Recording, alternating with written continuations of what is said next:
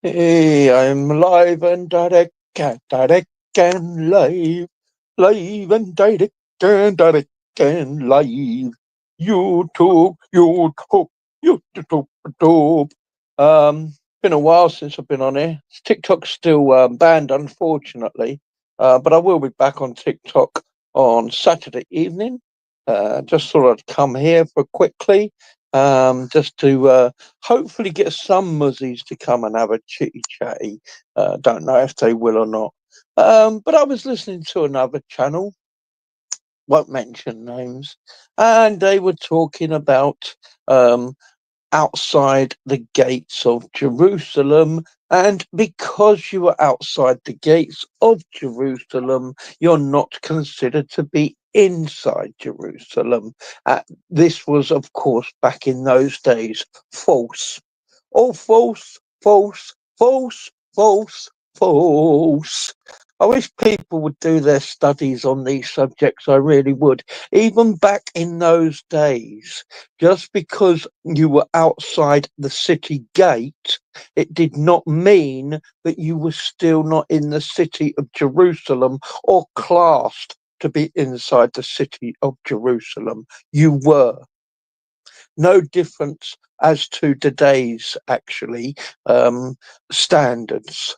You do not actually, back then, you did not actually get classed of being outside of a city until you went into another city or another village or another town. So you had Jerusalem, you had Capernaum, you had Bethlehem, you had Galilee, you had various other places. So when you were inside Jerusalem, even though you went just outside the gate, you were still classed to be inside Jerusalem until you moved so far away from Jerusalem that you were closer to or inside another village or town like Capernaum. Then you would be classed as being in Capernaum or Bethlehem. Then you'd be classed as being in Bethlehem. And that's how it worked. So, although he was crucified just outside the city gates of Jerusalem, even back in those days, it was still classed as being inside Jerusalem. Just thought I'd clear that little point up because I hate listening to streams and I hate people not getting the facts correct and straight, because this is what was happening is the Muslim was claiming, that because it was outside the gate back in those days, that really did classify it as being outside Jerusalem. No, it did not. No, it did not. Um, that's all. Um, he was basically what he was saying was totally incorrect, and unfortunately, he wasn't getting pulled up on it and he wasn't getting corrected on it, which he should have done. Because even back then, even though you were just outside the gate, so technically, yes, technically you were not inside the actual city because the city had walls and gates, and then you needed to be inside those walls and those gates to technically be inside the city of Jerusalem. But no, you could still be outside those walls and gates and still be inside the city of Jerusalem. I mean, back then, of course, as well, Jerusalem consisted of two walled cities and two gates, walled gates. There was the walls and the gates of the Temple Mount, which surrounded the Temple Mount only in Jerusalem, and then you had a further wall and gates surrounding the outer city and the outer village of the Temple Mount that surrounded the Temple Mount. And then you had another further villages surrounding that that wasn't walled or gated. But the whole lot was still classed as Jerusalem.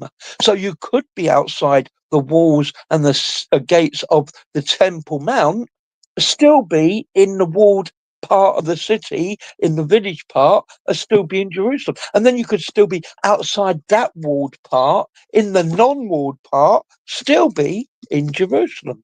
It was all classed as Jerusalem. Just thought I'd like to clear that little bit up, even though no one's listening, which is such a shame. I mean, Lord God, why don't I get people to come and listen to my huge knowledge, my huge hikmah on the on the scene of the time? I don't know, really don't know. But there you go. Okay, so let's just quickly go on to Sharia and discuss a few things about Sharia that a lot of people are unaware of regarding Sharia. So we've got obviously Sharia. Basically, when it comes to the men, there's no actual charge under Sharia for the men. There's no charge for rape. There's no charge for assault. There's no charge for any of that sort of thing for the men, because it's just impossible for men to commit any of those crimes in Sharia. Literally. Women can just about get charged for adultery, and that's why in all Islamic states, out of 100 cases, 95 of them will be women, and only 5 will be men, because it's virtually, as I say, almost impossible for the men to get charged in Sharia under those charges. And they're very rarely even reported. Women won't even report them. Oh, right, we're back down to naught now. Okay, that's good. That's good. So yeah, women won't even report them, really. I mean, I don't understand. I really don't understand it, Lord. Why? Why can I not get any viewers when I have got so much more knowledge? Unbelievable. But anyway, Sharia, let's carry on with it while I'm just sitting here chatting to myself anyway. Um, Stealing, okay? So stealing is a crime in Sharia, punishable by 538 of the Quran, having your body parts lobbed off from opposite ends. Um, but there are loopholes for that. There's loopholes for everything in Sharia to get actually round it. Now, of course, in Sharia, it only applies to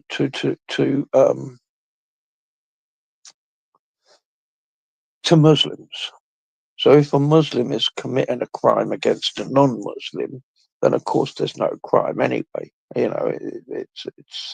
It's not being committed. It's only a crime if it's a Muslim on a Muslim. So straight away, no crime there against a Muslim committing it against a non-Muslim.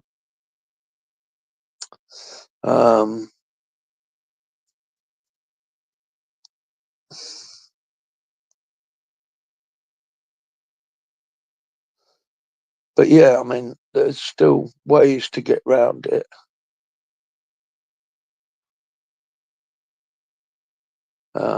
Lots of ways to get round the rules.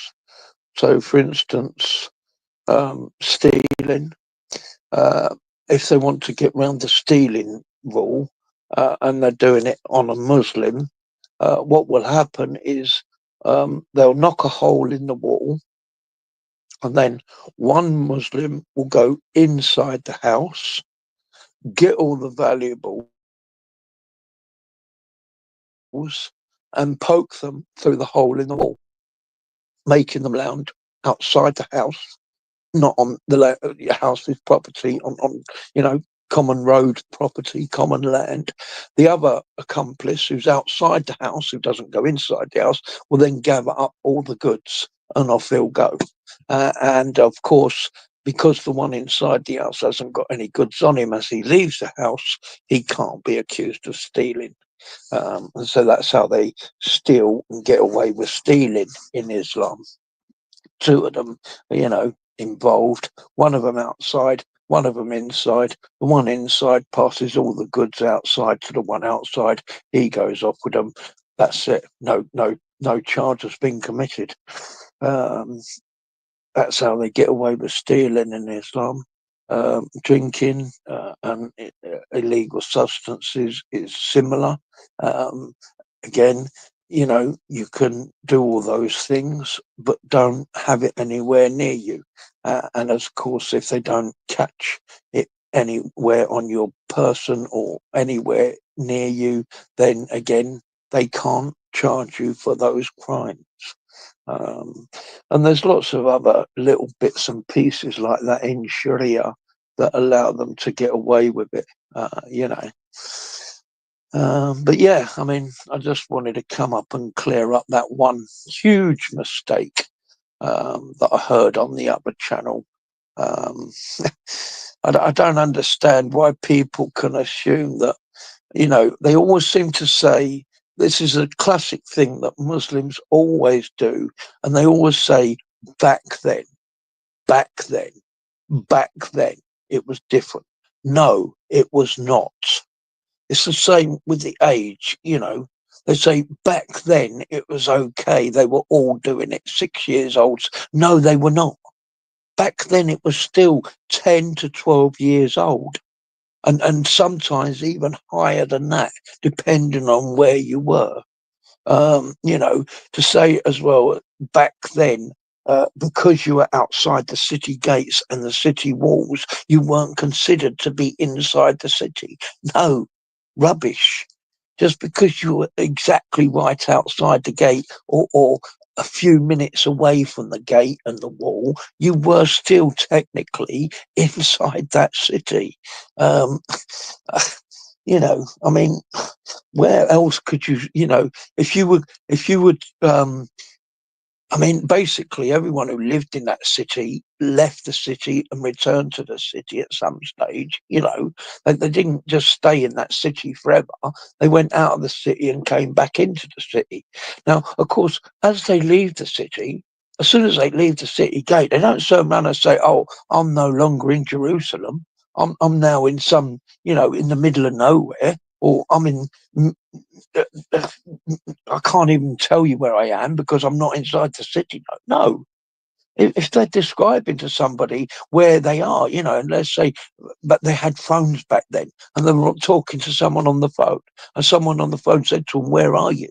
They wouldn't say to them, "Oh, I can't tell you because I'm outside the city gate, so I don't know." They would turn around and say, "I'm still in Jerusalem."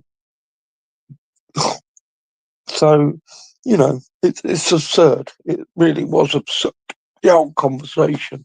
Um, and it's lack of knowledge. That's what it is. It's lack of knowledge of the times and the studying of the times to realise it doesn't matter. Even if you're just outside the city, you're still classed as being in that city. You're not going to turn around to somebody who's going to say to you, "Where exactly are you?" and say to them, "Well, I'm nowhere because I'm outside the city gate." No, you tell them wherever you're closest to. So if you're closest to Capernaum, you would say, "I'm in Capernaum." Even though you're not, you're just outside it, but that's what you're closest to. If you were closest to Bethlehem, you would say, "I'm in Bethlehem," even though you're not, because you're still outside of it, but that's what you're closest to. And if you're closest to Jerusalem, you would say, "I'm in Jerusalem." But as I've already stated as well, Jerusalem at that time had three areas. There was the walled and gated Temple Mount, there was the walled and gated city, and then there was another further city of Jerusalem that was not walled or gated, and all of it was classed as Jerusalem. So, to turn around and say, "Oh, because you're outside the gate, you're not in the rubbish." Rubbish, yo. I wish those Muslims would come on my live. I really do. But unfortunately, none of those Muzzies will ever come on my live. None of them. They always go on the lives where they know the people don't really know what they're chitty chatting about. They never come on the lives like mine, where I know what I'm chitty chatting about, and I could just educate them in seconds. I mean, it's so sad, really. It really is. But there you go. There you go. We can't really do too much about it, can we, peeps? If they want to go on to lies, where the people they're speaking to don't really have the knowledge of what they're actually talking about, then that's fine. There. What can you do? What can you do? Can't do much else really. But yeah, so back to Sharia, um, and how bad that really is. I mean, basically, you can just about do anything you want in Sharia, and you very rarely get caught, because the main idea with Sharia, and the people that run Sharia, is obviously it's from God. And because they wish to claim it's from God, and because they wish everyone to realize and know that it is from God, they want it to be perfect because God is perfect. And so, in that respect, all they care about and want is for it to be 0-0 across the board. Zero stealing, zero rape, zero adultery, zero, whatever, any crime, zero across the board. And of course, they don't mind, if there's one or two of minor things, so adultery is still minor in Islam, so they don't mind one or two adultery. Stealing is not really that big, so they don't mind one or two stealing. They don't mind one or two crimes. But what they really want to achieve, of course, is zero major crimes, and then zero, um, even nearly major crimes. So grape is considered, major most places. Zero of that, um, and of course they get zero of those crimes all the time. And then the smaller crimes, stealing, other petty things, just one or two of them. And then as long as they can keep producing those figures year on year, look at us, look how wonderful we are because we've got no crime. And that's how it operates in Sharia countries. So Saudi Arabia, Qatar, Iran, Iraq. Look at all their crime figures. They're all no, no, no, no across the board. Do you really seriously believe that those figures are all no, no, no across the board? No, of course they're not. Use a little bit of noggin brain work. Of course they're not. The reason why it's not no, no is because there's crimes going on in the thousands, but no one is reporting it. That's the point. And of course, there's also crimes going on in the South, but it's not a crime. So, for instance, the child molestations is not a crime in Islam because they're allowed to, molest the children in Islam. So, yeah, that's always going to end up no, no, no. As I say, adultery, even for the women, is so hard to prove, but 90% of the charges that are brought are women. But again, each year, you'll be lucky if you get more than 5 or 6 cases in an Islamic state.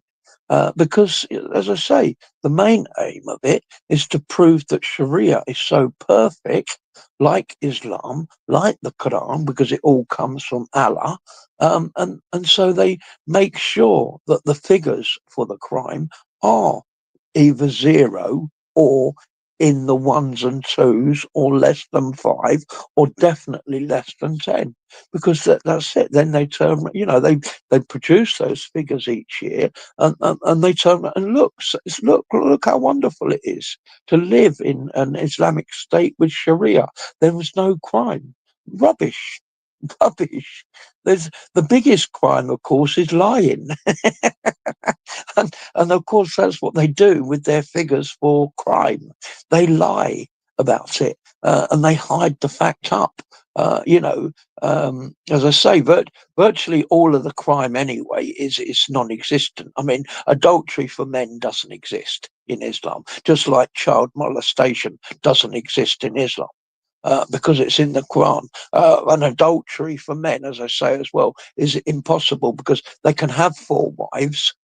Straight away, there you've got adultery already anyway, because you're only supposed to have one.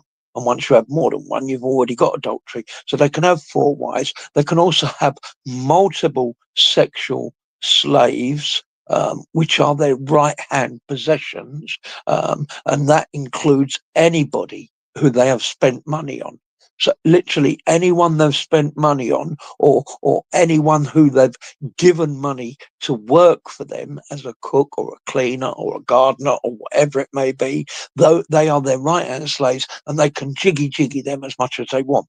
And then of course they've got muta, which is for the Shia, and misyar, or something like that is called for the Sunnis, which is basically legalized prostitution.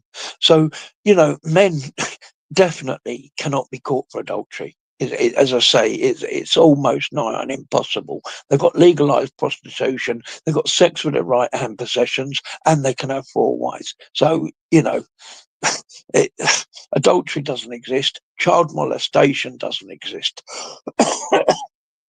And as I say, things like stealing and stuff like that, there are huge loopholes to get around that, as there is with drinking and illicit substances. I mean, basically, if you continue to do your illicit substances inside your house, and of course, you are fully aware of all the people that are inside your house doing that with you, and you know them all, again, there's no chance of you getting caught.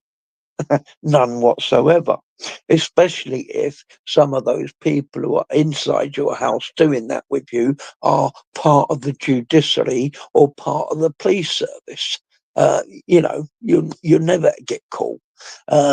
So again, that's a crime that doesn't exist in Islam.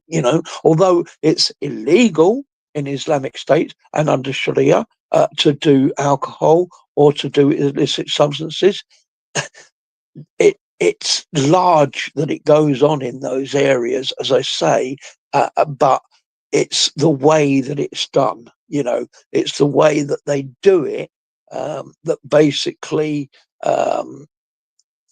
it they can't get caught. You can't get caught for it. As I say, under Sharia, to get caught for alcohol, they need to catch you with the alcohol on you, or the bottles on you. That's the only way they can catch you in Sharia. And as I said, if that sort of thing is not near you, it's close by, so you can keep going and getting it, but it's not actually inside your house, they can't charge you, even if they do catch you. But they don't very rarely with a cat, as I say, because they know how to do it, and they know how to get away with it. And it goes on large. But again, you won't see any crimes for alcohol or illegal substances of any sort in the cases that they, because as I say, it's just it happens, but no one will ever get caught for it. Homosexuality, of course, is a sin in Islam, but again, large in Islamic countries. I mean, it goes on very large in Islamic countries, but you won't get caught for it, because they make sure when they are indulging in that kind of behaviour, there's only two people present, the two people taking part in the act. And of course, because the penalty is so stiff, neither of the two is going to obviously advertise that. So again, it's not something that anyone can be caught for.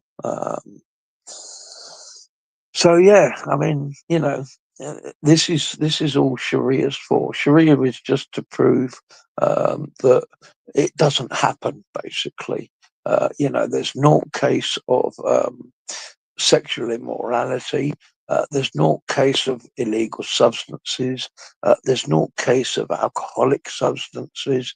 There's no case of any of it. And of course, I mean, with my previous life, very much involved in illegal substances, again, I have vast knowledge of this area. Vast knowledge of where a lot of the illegal substances are from. Um, and as I say, Afghanistan and Pakistan are two areas where a large amount of illegal substances are made, developed, and produced. Afghanistan grows the product um, in the hills, very close to the border of Pakistan. This is all run by the Taliban, of course, in Afghanistan. And once the product is grown, it's then shipped across the border into Pakistan to be produced into the relevant illegal substance, um, and then sent around the world to be flooded all around the world. And of course, this has now been going on for years, this trade. It's why when the Americans went to Afghanistan, they went just to the town. And the Taliban was still in Afghanistan, but they were in the hills and the mountains where this product was grown. And it's a flour product. I mean, in the UK, we've just had our Remembrance Sunday, and of course, the emblem of that is what this product is basically. The real, what this product is. And of course, as I say, they grow that in Afghanistan, and when it's grown, they then ship that into Pakistan because it's not the finished product. It needs to be certain things need to happen to that product that's grown in Afghanistan before it becomes the product that goes out onto the street, which is usually injected by the serious addicts of it, but as I say, it's all from Afghanistan and Pakistan, and it's all produced, sold, and distributed by the Taliban. And most of the money that's made from it returns back to them to go back into, their costs for fighting their various battles here, there, and everywhere. And this is well known. I mean, it's well known, um, as I say, from people who have been in this environment, as I have for many years, and by government as well. As I say, um, everyone knows about it that needs to know about it.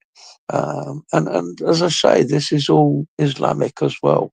And of course, a lot of the people who work in that trade in Afghanistan and Pakistan are also highly addicted to it as well.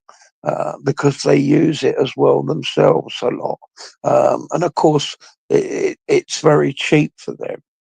because it doesn't cost them hardly anything. It's a natural substance, it grows naturally. It grows very easily in those areas, and it's not a costly procedure to turn it from the natural substance into the substance that, as I say, people usually inject, although it can be smoked as well. And that's how most of the people in Pakistan take it.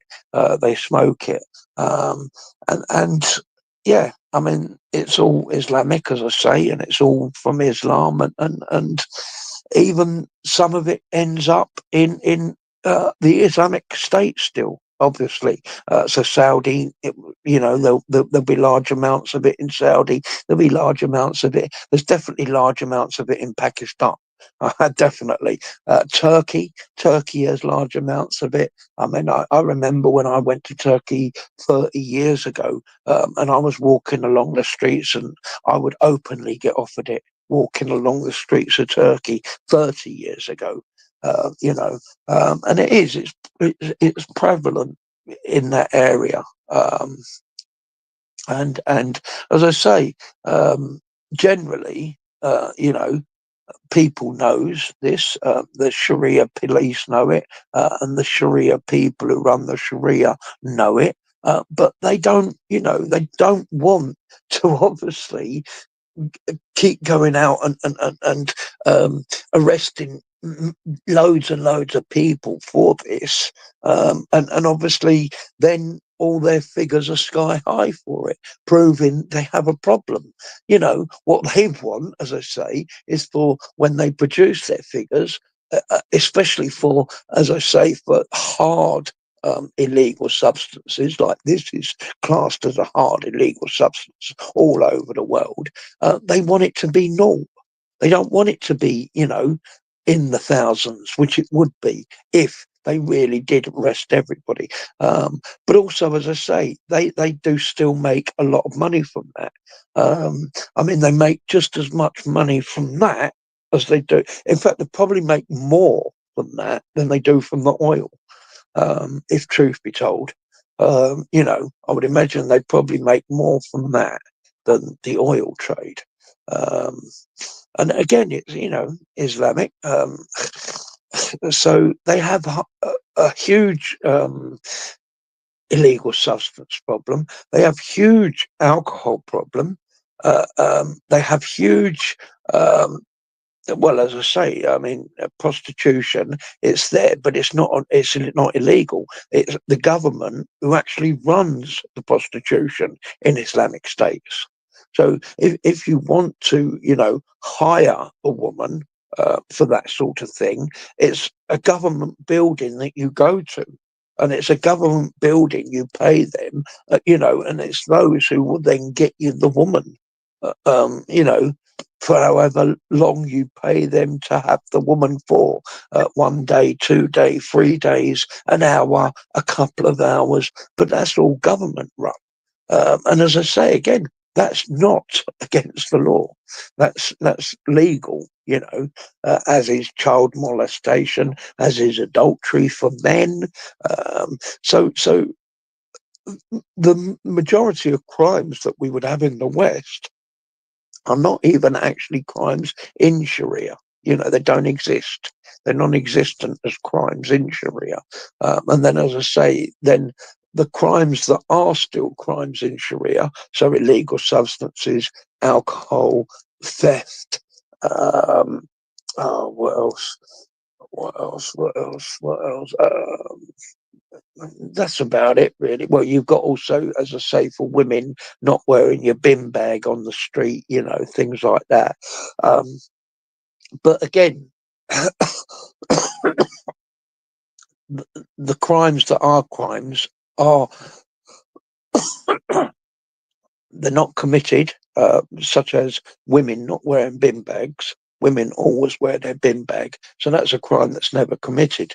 But crimes that are committed, such as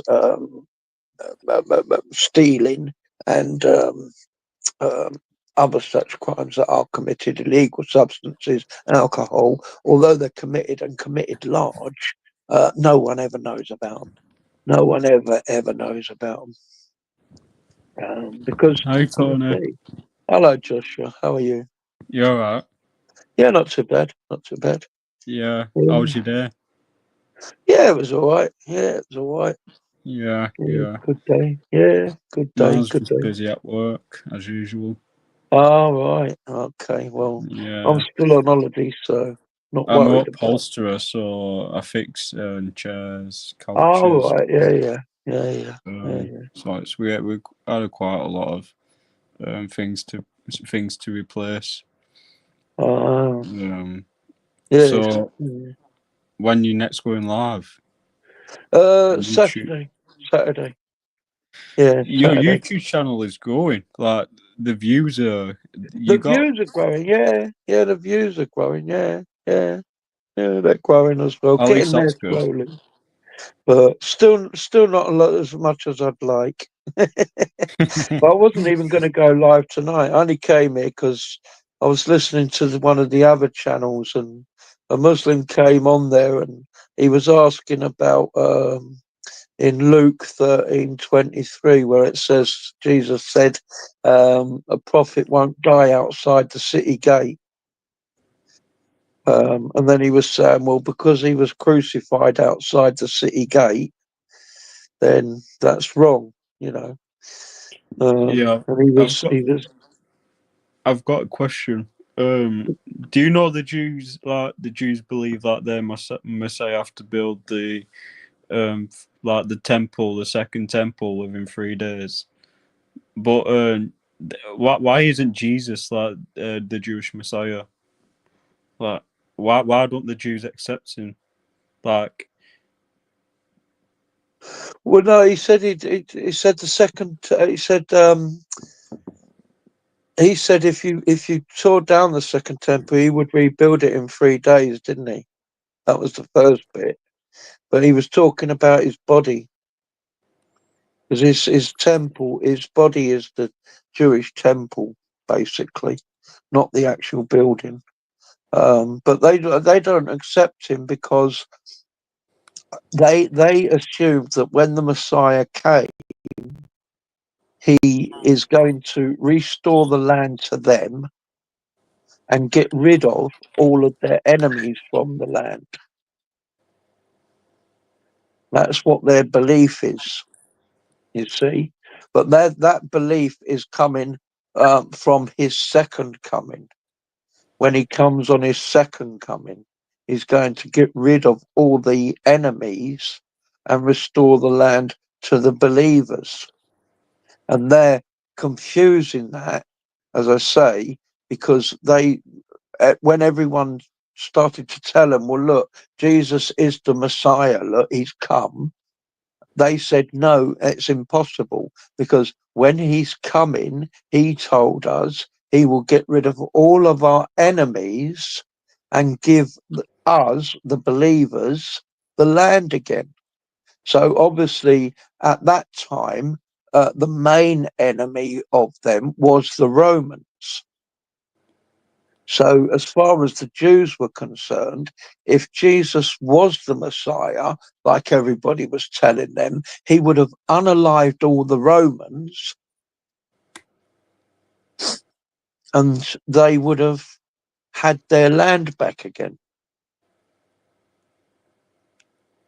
and been in charge of their land again. Because although the Romans didn't actually have Jerusalem at that time, they were still running things and were still pretty much in charge. yeah, And of course, it was made worse when 40 years after he was crucified, the Romans did attack them and destroy the Second Temple. But as I say, because they're getting confused with what Jesus said he's going to do on his second coming, they didn't envisage, you see, two comings. That's the other point. They only envisaged him coming the one time. They didn't, they sort of misunderstand what their book is telling them, their Old Testament, about a Messiah coming to bring in a new covenant. And Old Covenant and New Covenant and all the other bits that it talks about him coming, and so on and so forth. They totally misunderstood all that, and even Yeah. today, they totally disregard it.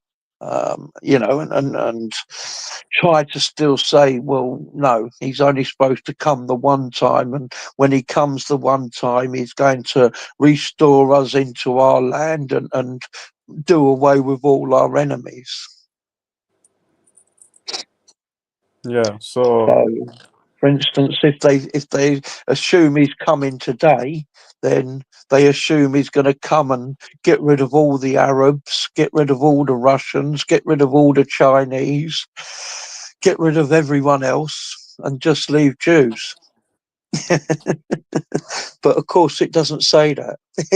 you know, they're just sort of not reading the book correctly, let's say, which most people do anyway. So yeah. so like this is the thing. Without like Judaism, there will be no Christianity. Like we come off our religion come off Jews, the Jews, and like Yeah, Christianity come out of Judaism, but there's still the two of them. There's still both of them is still Christianity. So you've got Messianic Jews, for instance, who believe, Messianic Jews, and there's 300 to 500,000 of them at the moment today. And they believe in the Father, the Son, and the Holy Spirit. And they read the New Testament and the Old Testament, and they understand, the same story that Christians understand from reading both books. And as I say, when you read it, that's exactly what it is saying. There's the Old Testament and the New Testament. The Old Testament is the Old Covenant. The New Testament is the New Covenant. Um, um, how else to explain it? Jesus Christ being the cornerstone. A cornerstone supports two walls. The two walls are the Jews. Jews is the one wall, and the Gentiles is the other wall. You can also get it from when he talks about the branches being grafted in, certain branches being broken off and chucked away, and other branches being brought in and grafted in. That's the Gentiles. The branches being broken off are the Jews who don't believe, and the branches being picked up and grafted in are the Gentiles. I mean, again, it's um, again, there's lots of other places where he makes it quite clear. Yes, he did come for the Israelites to begin with, because those were the people and those were the chosen, and those were the ones as well who had the previous scriptures, who could back up with the previous scriptures what the new scriptures are saying. Because the Old Testament confirms the New Testament, and the New Testament confirms the Old Testament. And of course, the best person to obviously choose to pick up with that are the Jews. And then, the Gentiles were next. But then he was sending out all his followers for the Gentiles. But as he said as well, as his people were going to reject him, which they did do, then he was going to start going for, and bringing the message to everyone else, which he did as well. There were many, many, many Gentiles that Jesus Christ converted, not just ones that you read about in the Bible, but were many, many as well that were not mentioned in the Bible that were still converted, because they heard about Jesus Christ and they heard about the things that he was doing, and they heard about the wonders that he was performing, and they believed in him, even though they didn't see him, even though he didn't go to where they were. So, like, there was a king in Persia. There was a king in northern Persia, and Jesus Christ never went into Persia. He never had time to. But this king in northern Persia heard about Jesus, heard about the things he had done, and believed on him because of the things he was doing.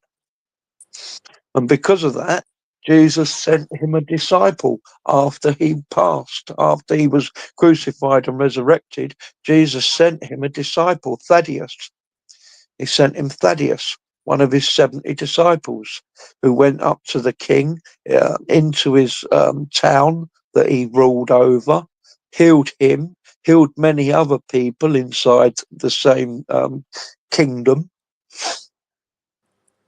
And that kingdom believed, that's what I say, even before Thaddeus went there and healed them. They believed before that. So, even all around the surrounding areas, there were many, many, many Gentiles who heard about Jesus and heard, about him healing the blind, healing the lame, healing the sick, raising the dead. and obviously, you've got to remember back then, 2,000 years ago, for somebody to come along and do those things, it was unspeakable. I mean, obviously today, if you hear about a doctor healing the sick, or doctor, healing the lame, the blind, the deaf or whatever, or the blind or whatever, by giving them a new pair of spectacles, it's not going to be anything amazing, is it? But obviously 2,000 years ago, these sorts of things that Jesus was doing was like, wow, this is unheard of. So obviously this person must be God, or must be, must be out of this world at least. And so, yeah, thousands of people, as I say, that were not Israelites believed Jesus Christ was God, even before his crucifixion. As I say, Yeah. just purely because of the things that he did. The Canaanite woman who he healed at the well, not healed, but spoke to at the well, she went back and got a whole village. A whole village was, converted. That was a whole Gentile village. When he was So on the mountain with the swine, and he healed the people who were living in the tombs and the graves and the tombs on the mountain. Again, all that whole village that was near that mountain believed. That was all Gentile again. So, so there were thousands of them that believed. Just as many Gentiles believed in Jesus as Jews did after the crucifixion and resurrection. And that was without, anyone taking the message to them. They just believed just from what they'd heard and seen and read, And as I say, there were likely as well just as many Jews. But unfortunately, with the Jews, they had to hide it more because there were still lots and lots of Jews who didn't like it and were against it and wanted to unalive everybody who believed in it, who were Jewish. Of course, if Gentiles believed in it, the Jews didn't care about them.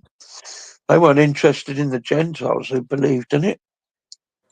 They were only interested in the Jews who believed in it. So, according to the Jews, that the Jewish Messiah must come through the Golden Gate, that a gate, that they believe that the Messiah will have to come through the gate, the Golden Gate, in Israel. He will enter through the gate or something like that.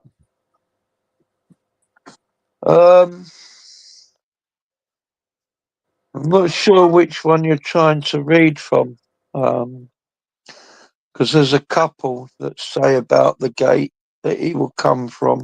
One There's second. one in Ezekiel 44. I don't know if that's the one you're on about. or if you're on about a different one. I'd need to have the chapter and verse in order to explain it to you, because obviously the different ones saying about it are on about different sorts of topics. I don't know if the one in Ezekiel actually even says about a golden gate. I know it says about a gate, but I don't think it's golden. I'm trying to remember what the golden one is. I think is it in the New Testament, that one? Or the Old?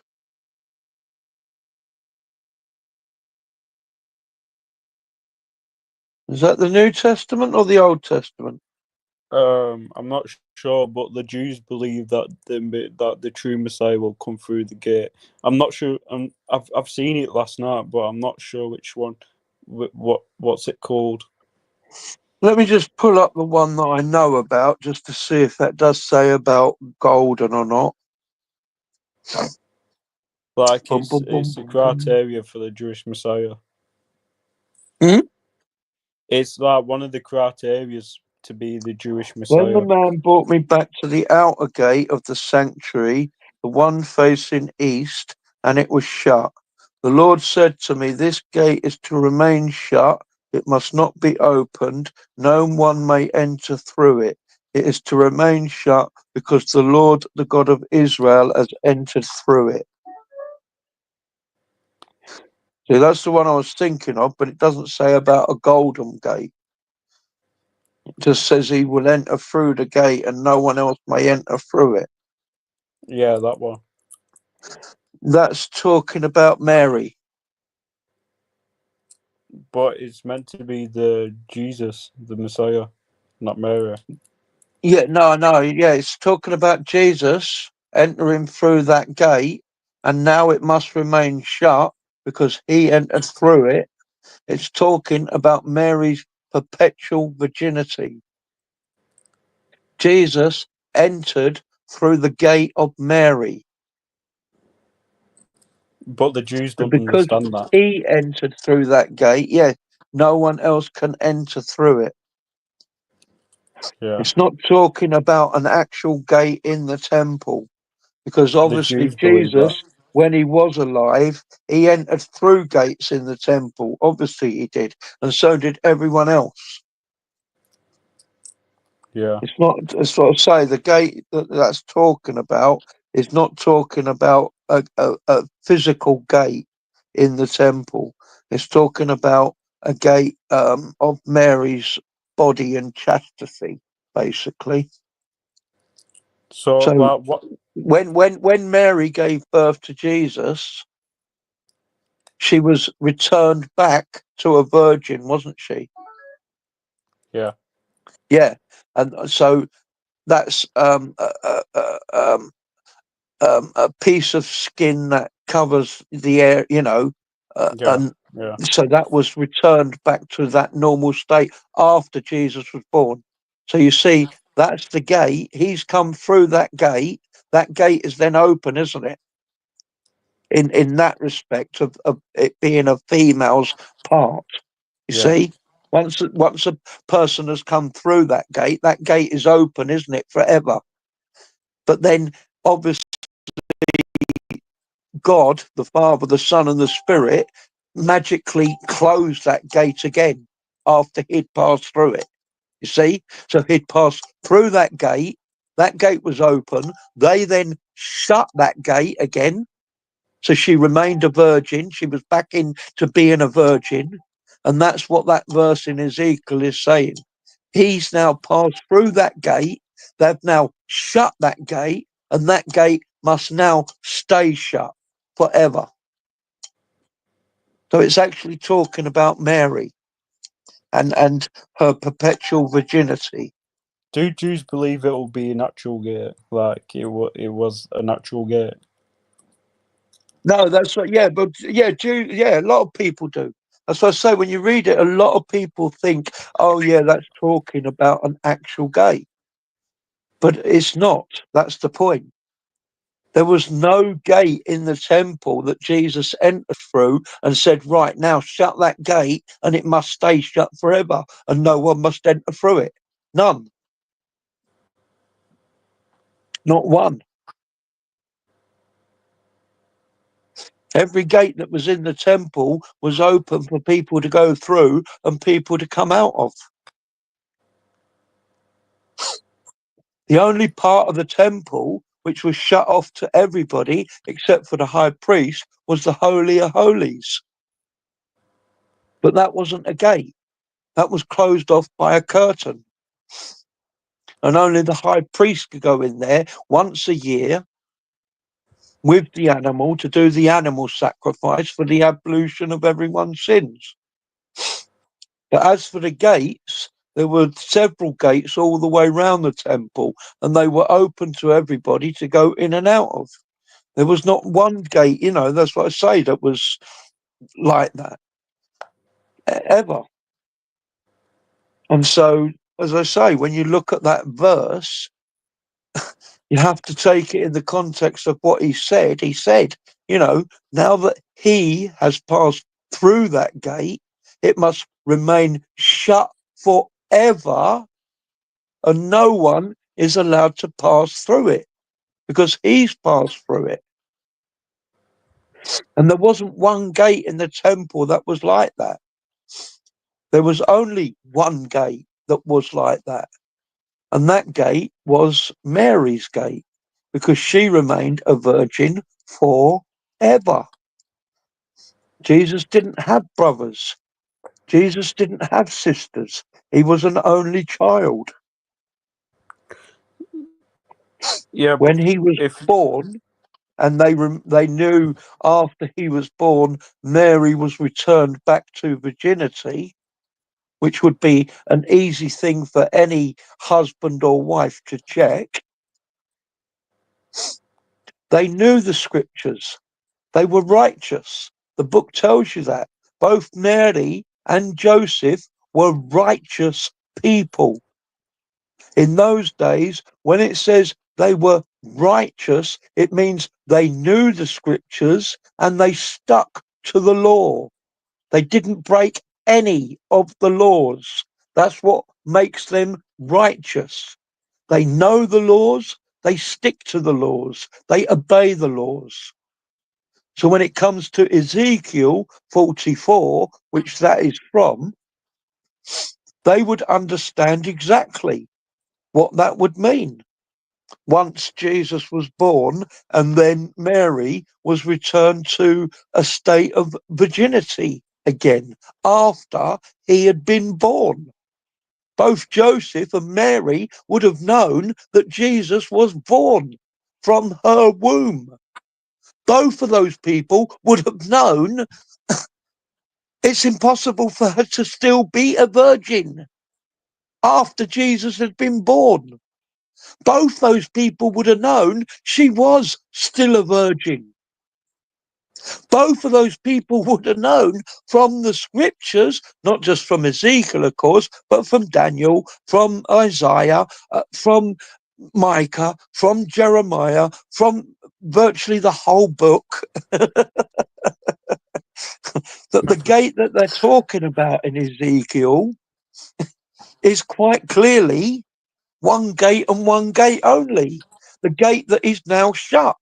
The gate he's now passed through and is now shut.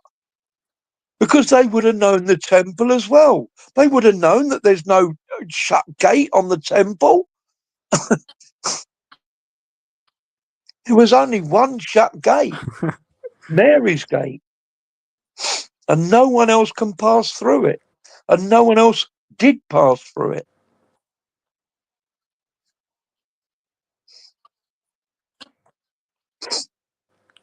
Yeah. Like, if the Jews as a Messiah, would Jesus still die on the cross? If what?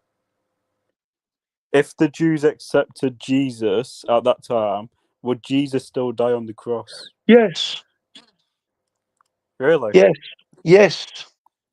Yes. Jesus Yeah. came to die. Jesus came to do that, to take away the sin and to take away the punishment of sin, which is death. When you die a sinner, that's it. You die as a sinner. Your soul doesn't die because your soul cannot die. It's eternal, but it ends up in hell, and you may as well be dead rather than in hell. You'll be better off. But you're still even ending up in hell, basically dead. Your soul's dead because it's in purgatory forever. And that's why he came. He came to destroy that death because that was brought in by Adam and Eve when they sinned and disobeyed God.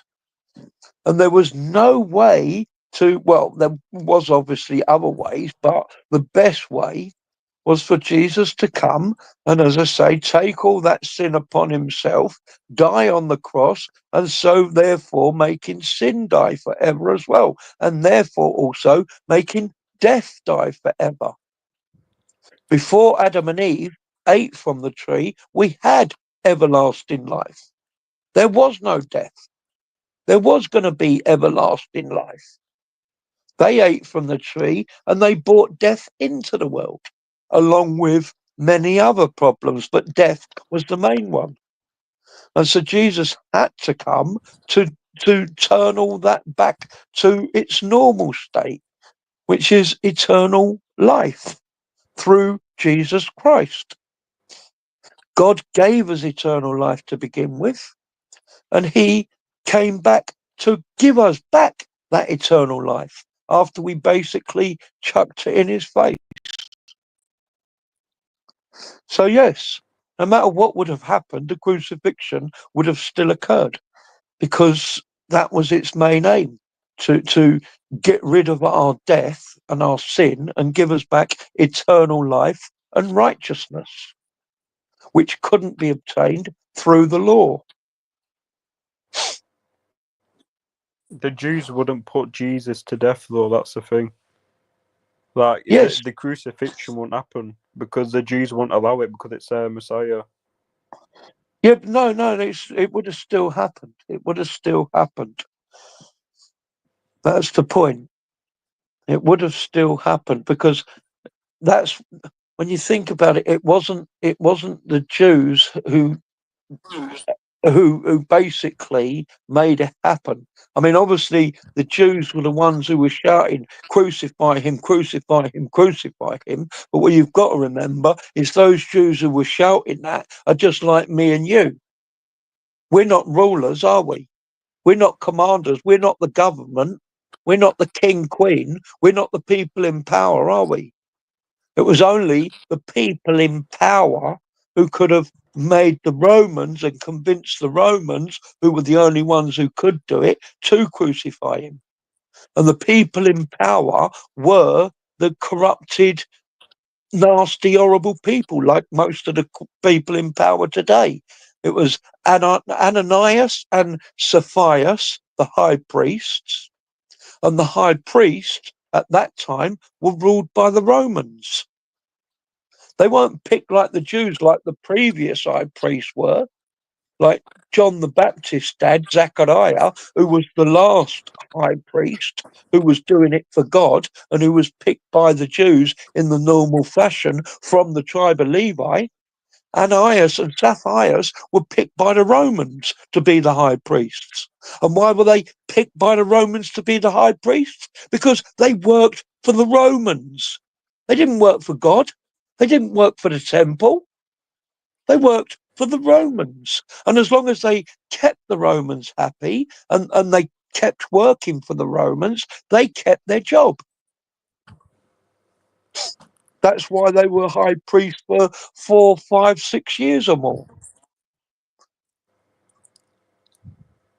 Because normal high priests didn't last that long at all.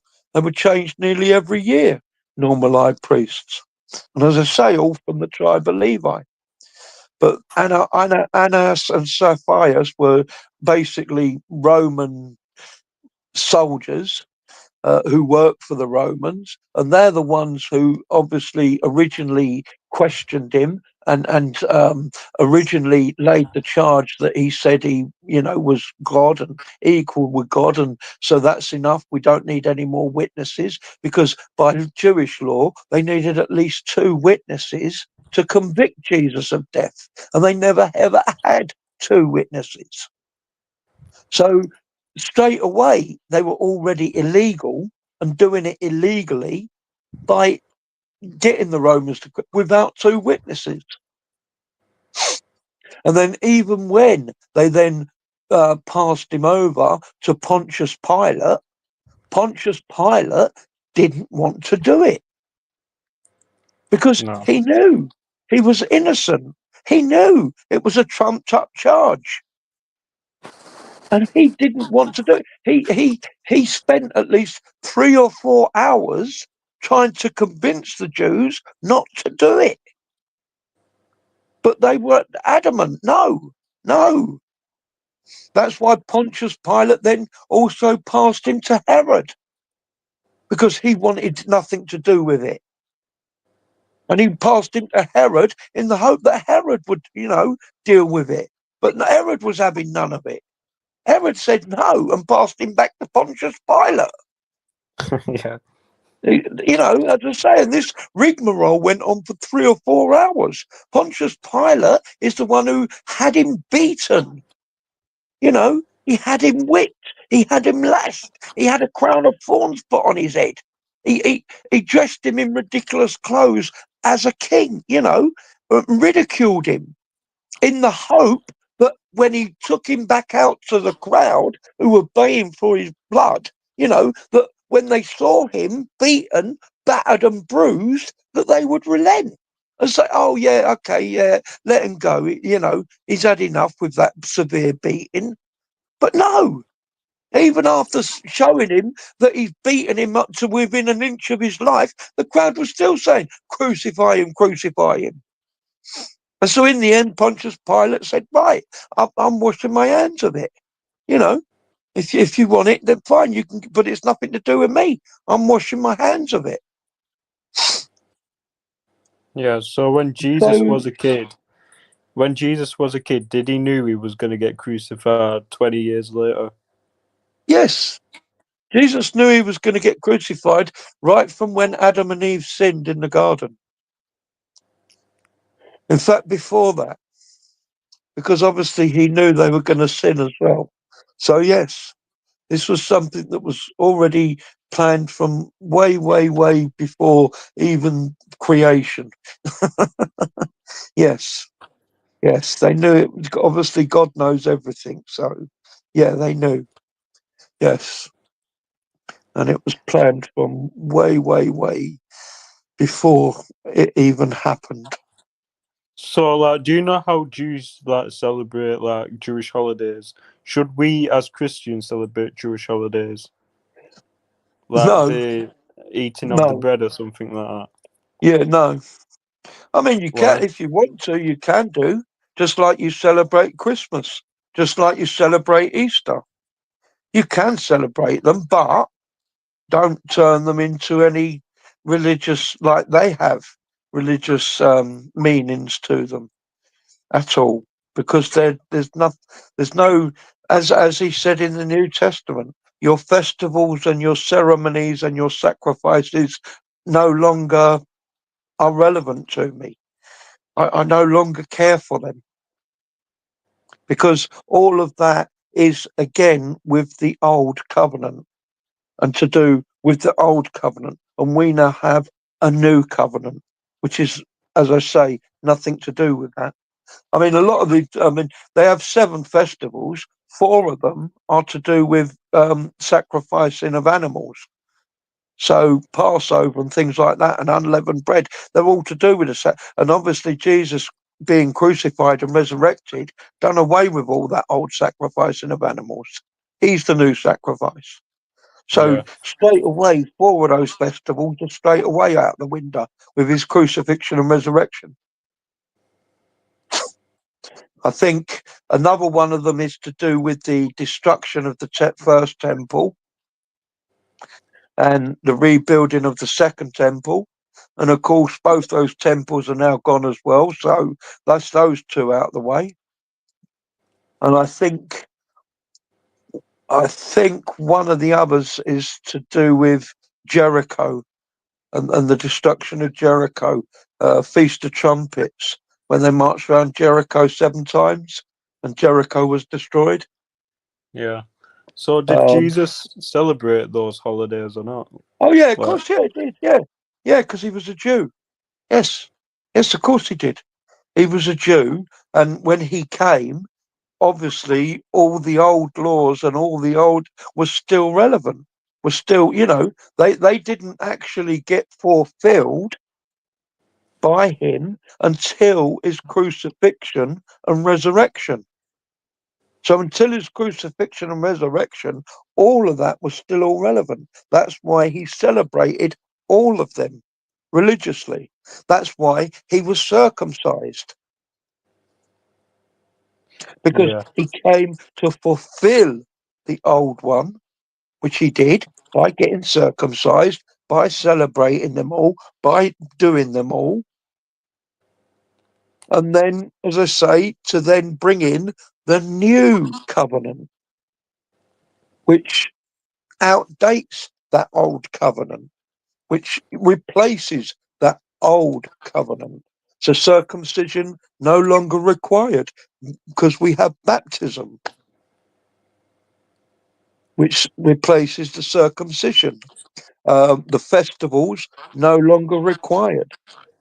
The 600 plus old Jewish laws no longer required. The only thing that is still, as I say, in force as it was then is the 10 Commandments. But of course, instead of there being 10 commandments, there's now only 2. Love your God with all your heart, mind, body, soul, and spirit, which covers the first 4 commandments, and love your neighbor as yourself, which covers the last 6 commandments. Yeah. And that's the only difference. The 10 commandments have now turned into 2 commandments, but they're still really 10. So he came to simplify it, basically, which he has done, simplified it immensely. So, why didn't Jesus go around like inside like busy towns of Jerusalem and like and just actually say he's God? Like instead of like having disciples, why don't he just, I don't know, go to the high priest and Jews and say that he's a true Messiah? Like why is it all based around like 6 disciples? Why is it? I don't know. What? Well, he couldn't come and say he was God. That's what I say, because that would have defeated the object. And also he didn't come as God. That's the point. If he wanted to come as God, he would have come as God. He wouldn't have been born as a virgin. He would have just appeared in all his glory. We wouldn't have been able to see him or get near him because he would have blinded us all. Probably a lot of the world would have been destroyed. And we would have all known he was God without him even telling us he was God. But that was not the point of his coming. That's what I say. The point of his coming was to come as a man. And so, because he had to come as a man, he came born of a virgin. And as I say, in order to come as a man, he had to be as a man. Otherwise, he wouldn't have been able to come as a man. That was the whole point of it, to come as a man. That's why all of his miracles and all of his wonders that he did, healing the blind, healing the sick, raising the dead, was all done after he'd been baptized and after he was 30 years old. Obviously, he could have done all of those things when he was a baby. But again, if he'd have done it, it would have defeated the object, Because as a little baby raising the dead, healing the blind, healing the sick, everyone would have known he's not just an ordinary little baby. Yeah. So Yeah. that's why he waited.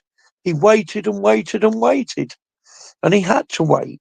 And as I say, he had to wait as a man. Because everyone needed to think he was a man. Plus also, I mean, obviously, if people had suspicions that he wasn't a man, and people had suspicions that he was a god by him doing wonderful things and miracles and stuff, it would have put his parents in danger. Because to all intents and purposes, not just his parents also, but his brothers as well. Because to all intents and purposes, to all the Jews who knew him and all the Jews who were in the area, and all the high priests and everything, Mary was his mother, Joseph was his father, and James and Jude and Simon, I think it was, and some other bod was his brothers. And he had 2 sisters. And of course, if it got out that he was God, under Jewish law, all of those people would have had to have been unalived. So there were many reasons, as I say, that he came here as a man, and there were many reasons that he had to remain as a man for as long as he did. And as I say, even after when he did start performing his miracles, he still tried to make sure that the people who were closest to him, who were the first ones who would have obviously realized that this is not any ordinary, that they didn't tell anybody. Likewise, the spirits that he drove out of people who knew that he was God, he ordered them to remain quiet, because that was the object. He needed people to know he was God at the time of his crucifixion, because he knew the only thing that's going to get him crucified, because he's not going to do anything else wrong, because he's God, so he can't do anything else wrong to get crucified in the first place. And he knew, as I say, being a Jew, that they needed 2 witnesses in order to say he's done this or he's done that to get him crucified. And he knew that would never happen. So he knew he would have to come out and say, look, I'm God, for them to get him to be crucified. And even then, they shouldn't still really have been able to do it. As I say, the only reason why they could do it still then is because they were corrupted. And they abused the real law that they should have been following, God's law. And as I say, he knew he needed to do that at that time to get crucified. And obviously, the crucifixion had to happen at a certain time, which was the Passover, because he's the Passover. He's the Passover lamb. The Passover involved an unblemished lamb. They got an unblemished lamb, and they used the blood of the unblemished lamb to sprinkle around to absolve them of their sins. He was the new unblemished lamb of the Passover. The crucifixion and resurrection had to happen at the Passover. And it did. Exactly. Yeah. So He was crucified on the Thursday, and the Friday was the first day of the Passover. So, do you believe Jesus actually? There's claims that Jesus actually died on a tree, not on a cross. Like they hanged him or something. No. But He's on the cross, but where does wood? A cross is made of wood. Where does yeah, wood but a come cross is a from? symbol. Yeah, but where does wood come from? A tree. Exactly. That's why he was hung on a tree. He was hung on a tree because he was nailed to a cross, and a cross comes from a tree. It's all a type. all the way through you have types, and that's one of the types. He was nailed to a tree, which is a cross, which is wood, which comes from a tree, because Eve originally brought the sin in by eating from the tree. The tree came from a curse. The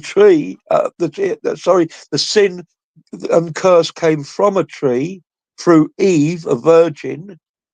The sin was then removed by God, who came from a virgin, being hung on a tree, a cross. Yeah. It's all a type. You should debate Parker get a job on TikTok. Eh? You should debate Parker get a job or Dean. Someone called Dean on All right. TikTok.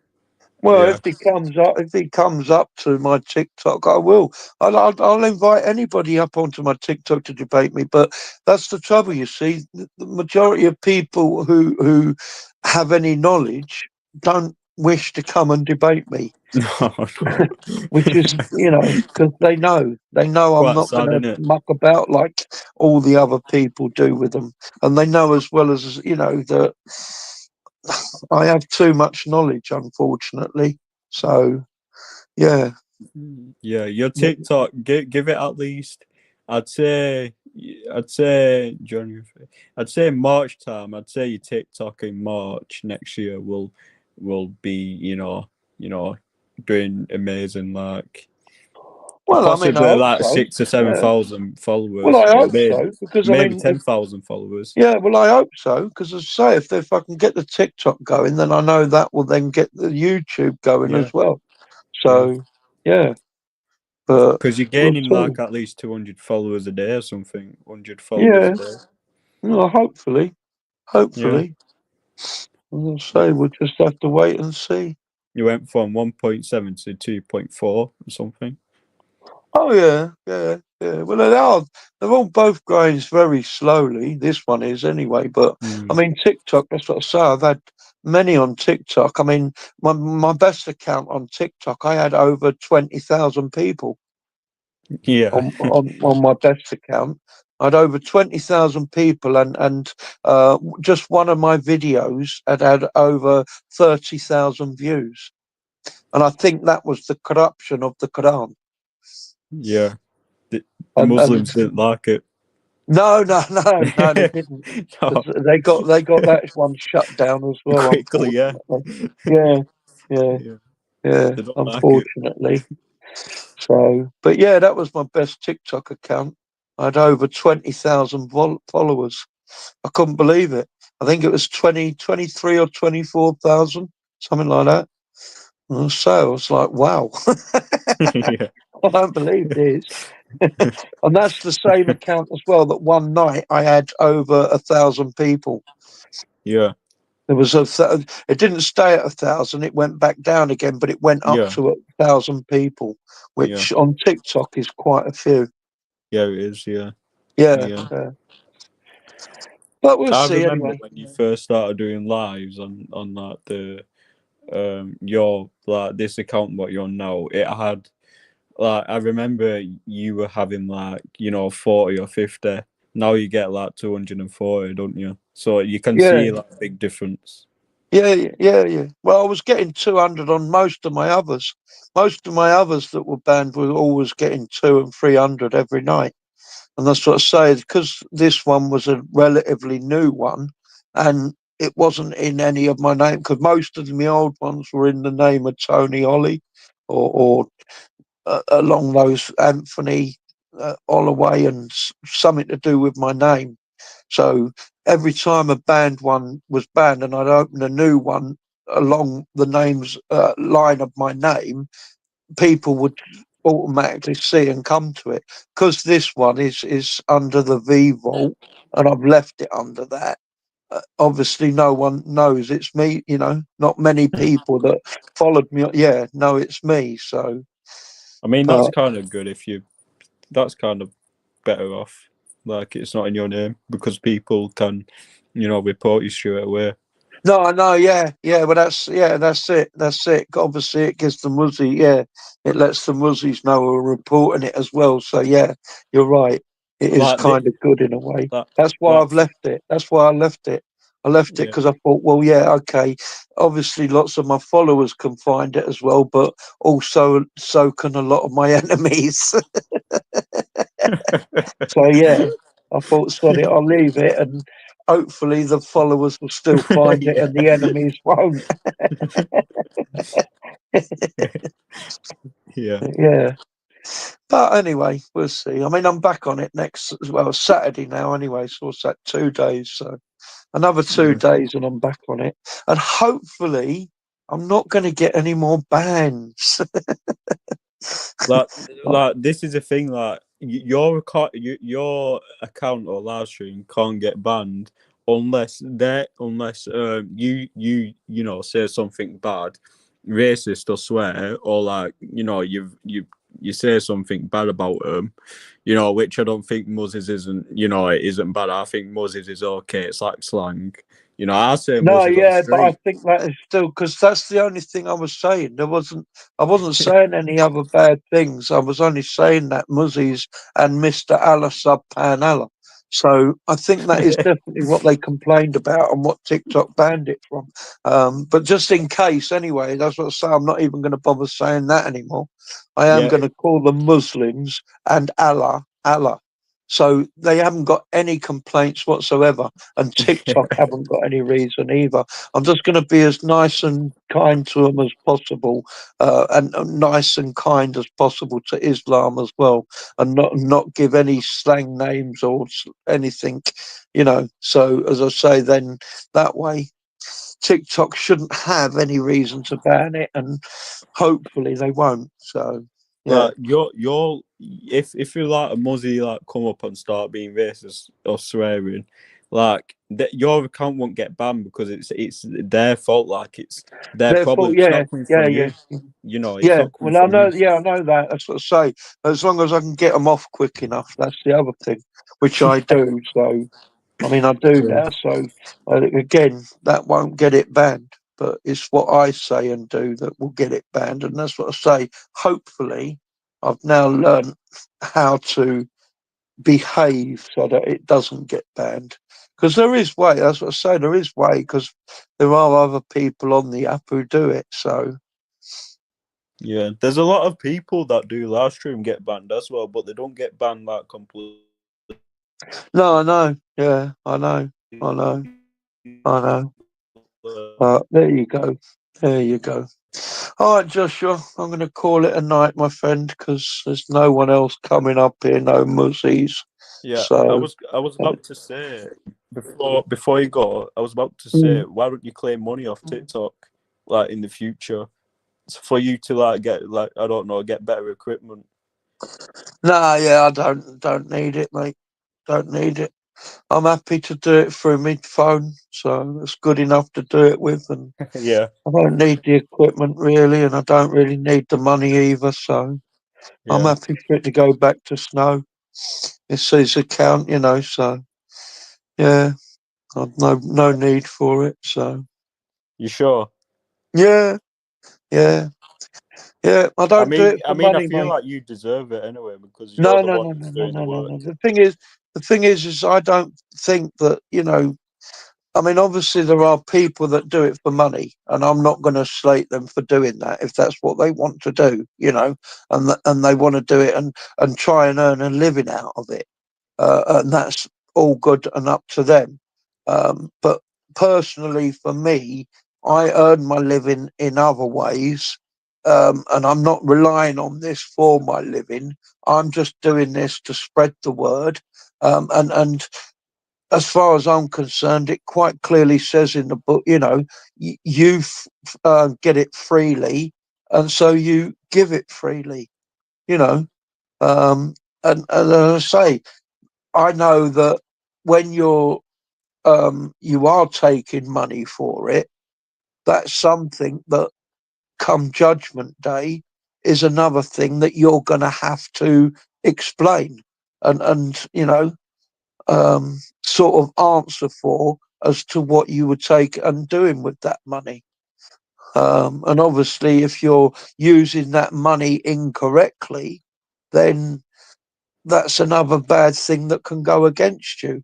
Because if you are earning money from spreading the word, or on these sorts of apps where you are talking about Jesus and the Bible and Islam, and you are earning money from that, that's not your money. That's God's money completely, you Yeah. know. And so you have to be very careful, I think, when you're doing something like that and you are earning money from it.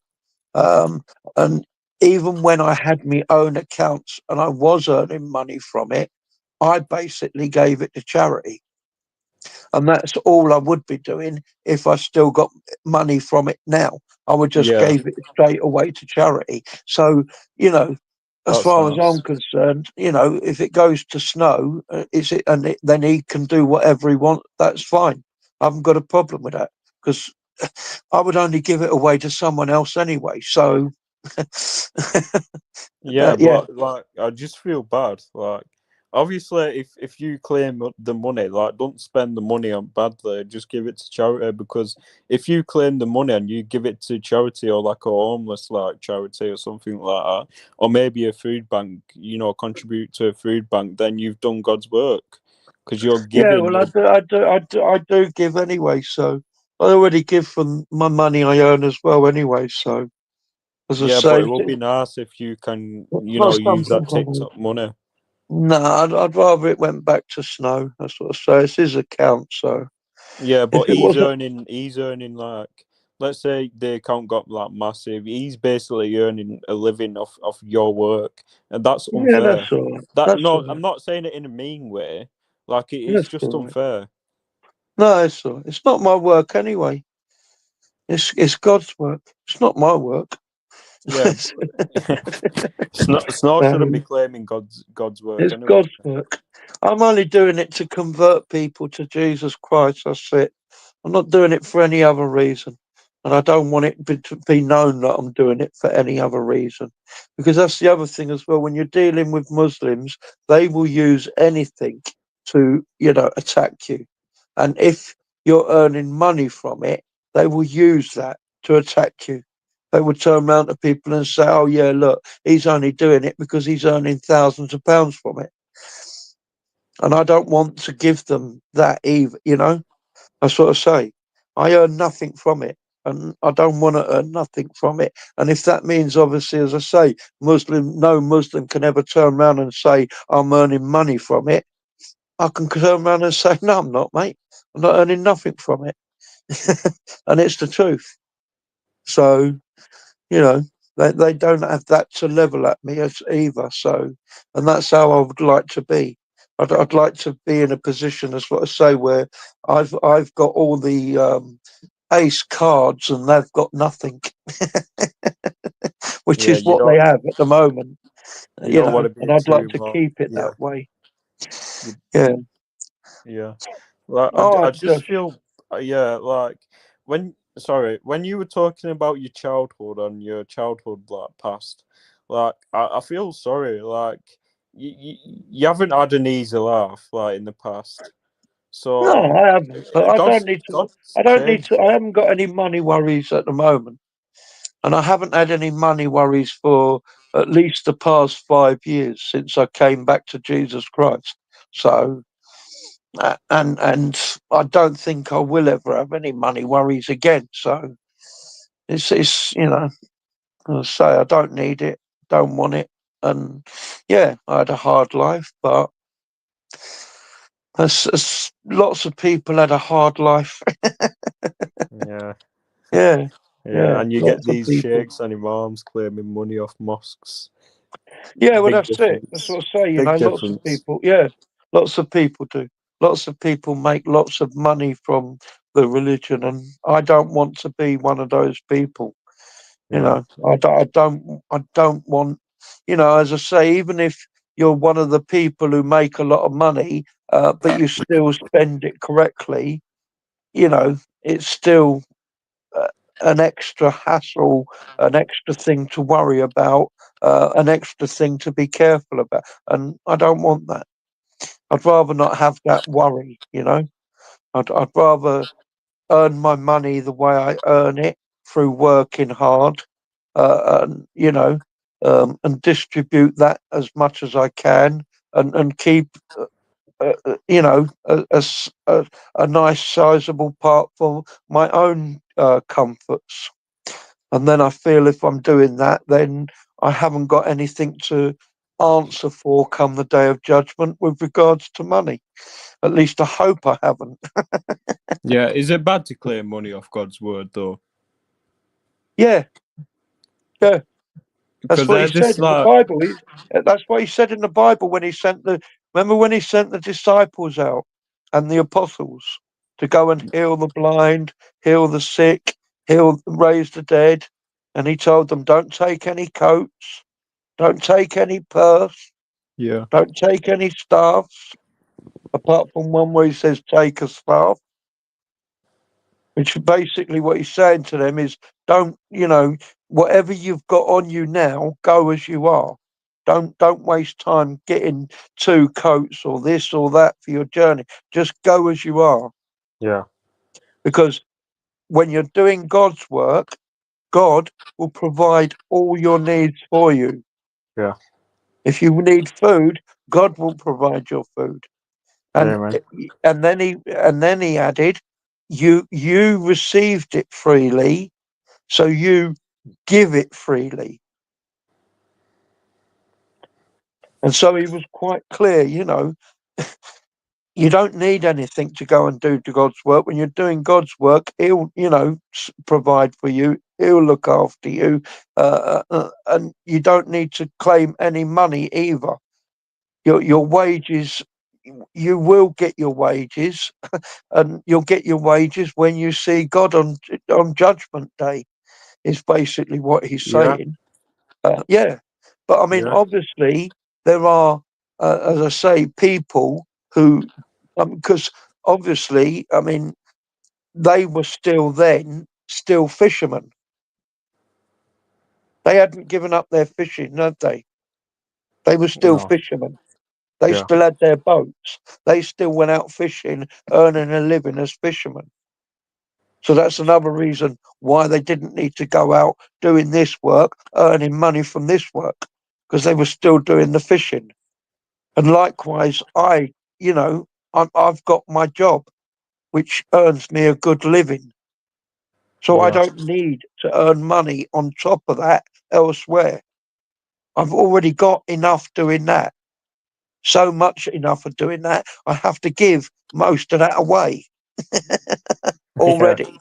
Yeah. Yeah. So I don't need any more. But then there are obviously people who do this as their only job. They don't have another income.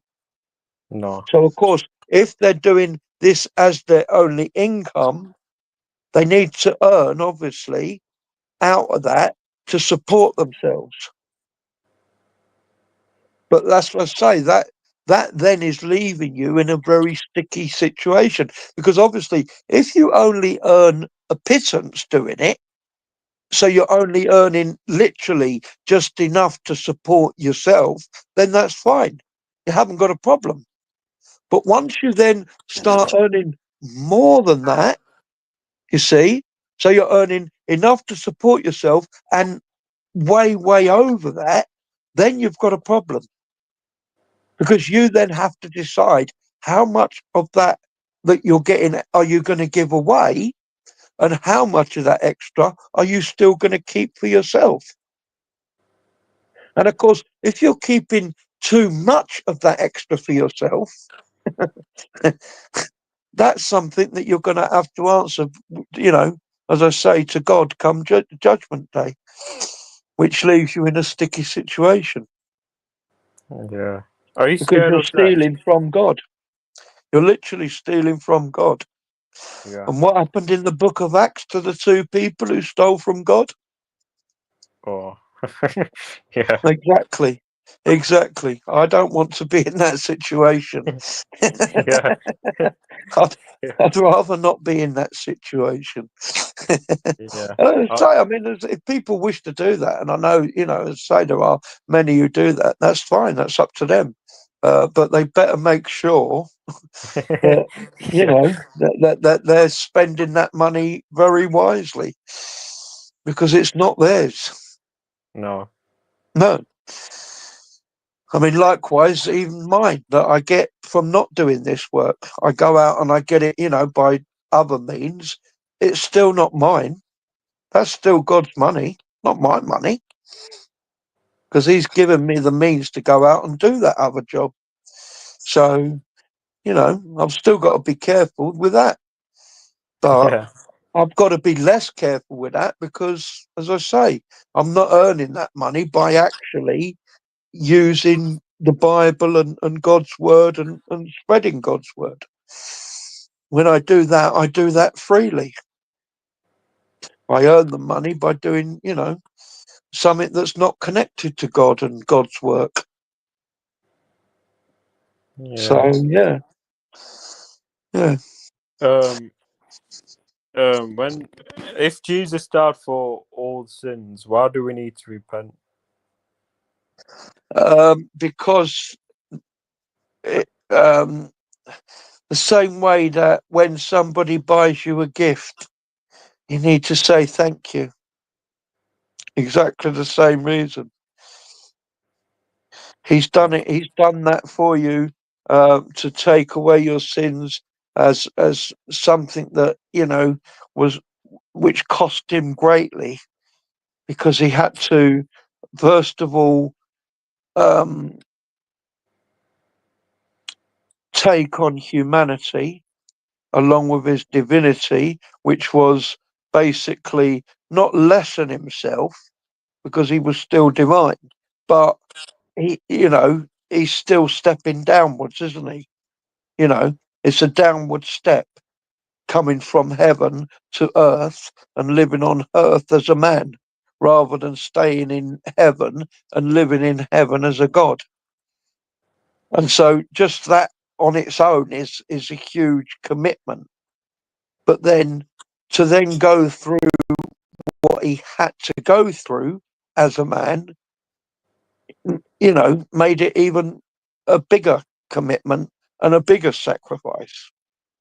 And he did that for us so that we could, as I say, get those sins absolved and also get forgiveness for any other sins that we do commit after that. And so, because obviously he's done that as a huge commitment and as a huge sacrifice to himself, it's only right that when we do sin, we do ask for forgiveness and we do repent and we do say we're very sorry.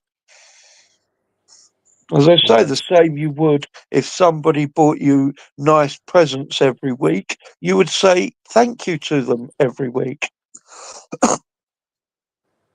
Yeah. Yeah, not much What time? difference, really. What time are you doing? What are you going live quite early on Saturday? Doing like a long stream. Well, no, it won't be early. It will have to be what time the band started. I can't remember what time it was. It was 8 o'clock, but it was just after 8 o'clock. I can't remember if it was 8:15, 8:19, 8:20. I can't remember what minutes it was Yeah. past 8 o'clock, but whatever minutes it was past 8 o'clock, that is when I'll be able to start the live stream again, whatever time it was that they banned me, because Yeah. it's a whole week from the time of the ban. So from the Yeah. time of the ban, 7 whole days up until that same time on that same day. So it was, as I say, it was Saturday. I think it was 8:19. So it will be 8:19 on Saturday if it was. Yeah. But I will be doing I will be doing a longer one anyway. I will be, well, I'll be going 2, 3, 4 o'clock in the morning. I hope. Yeah, that's crazy. Yeah, well, because You'll I come won't out be with able about to. 100. You'll Well, I come out won't. with After that, I won't be able to go again until Friday, the following Friday night.